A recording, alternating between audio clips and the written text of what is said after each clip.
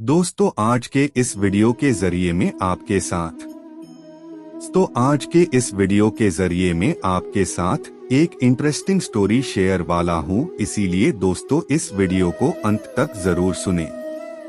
तो चलिए बिना समय को गवाए चलिए कहानी की शुरुआत करते हैं। दोस्तों एक बार पहाड़ों के बीच बसे एक छोटे से गांव में प्रिया नाम की एक महिला रहती थी। प्रिया ने अपने जीवन में बहुत दुखों का अनुभव किया था।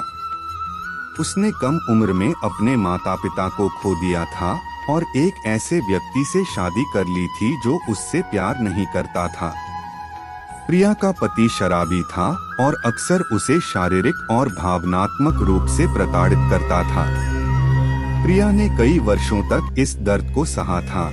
एक दिन वह इसे सहन नहीं कर सकी और उसने यह फैसला किया कि वह उस दुख से मुक्त होना चाहती है जिसने इतने लंबे समय तक उसके जीवन को त्रस्त कर रखा था। वह जानती थी कि अगर वह एक सुखी जीवन जीना चाहती है या स्वतंत्रता का अनुभव करना चाहती है तो उसे अपना घर छोड़ना होगा। इसलिए एक रात उसने अपना एक छोटा सा बैग पैक और घर से निकल गई। प्रिया ने अपने गहने भी रख लिए थे जिन्हें बेचकर वह अपने सफर में आगे बढ़ सकती थी। जब वह सुनसान सड़क पर चल रही थी तो उसे राहत का एहसास हुआ। लंबे समय में पहली बार उसे लगा कि उसका अपने जीवन पर नियंत्रण है। प्रिया को नहीं पता था कि वह कहाँ जा रही है, लेकिन वह जानती थी कि उसे आगे बढ़ते रहना है। दिन हफ्तों में बदल गए और प्रिया अपने घर से बेहद दूर आ चुकी थी। उसे रास्ते में कई बाधाओं का सामना करना पड़ा, लेकिन वह आगे बढ़ती गई। उसने उस जीवन को पीछे छोड़ दिया था जिसने उसे इतना दर्द दिया था और उसने कभी पीछे मुड़कर नहीं देखने का निश्चय किया था। चलते चलते प्रिया की मुलाकात एक वृद्ध ऋषि से हुई जो नदी के किनारे एक छोटी सी झोपड़ी में रहते थे। प्रिया ने ऋषि से पूछा कि क्या वह उस दुख से मुक्ति पाने में उसकी मदद कर सकते हैं जिसने उसके जीवन को बर्बाद कर दिया था। ऋषि ने प्रिया को देखा और कहा, बच्ची, दुख से मुक्ति अपने आप बाहर नहीं मिल सकती। यह मन की एक अवस्था है जिसे व्यक्ति को भीतर से विकसित करना चाहिए।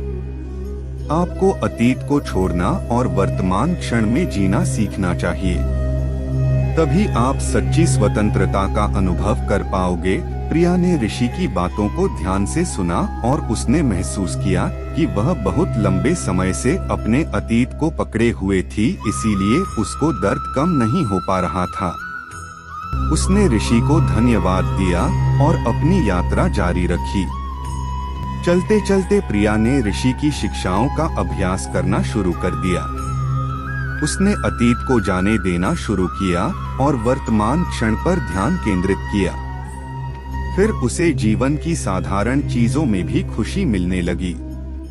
प्रिया एक गांव से गुजर रही थी जहां पर पोस्टर लगे थे कि प्राइमरी स्कूल में शिक्षक की आवश्यकता है। प्रिया पढ़ी लिखी थी और उसे पैसे की भी आवश्यकता थी, इसलिए वह उसी गांव में रहने लगी और बच्चों को पढ़ाने लगी। एक दिन प्रिया लोगों के एक समूह से मिली जो आग के चारों ओर इकट्ठे थे। वे नाच रहे थे और गा रहे थे और उनकी हंसी हवा में गूंज रही थी। प्रिया पहले तो इसमें शामिल होने से हिचकिचा रही थी, लेकिन उसके भीतर की आवाज उसे उस समूह में जाने और मजे करने के लिए कह रही थी।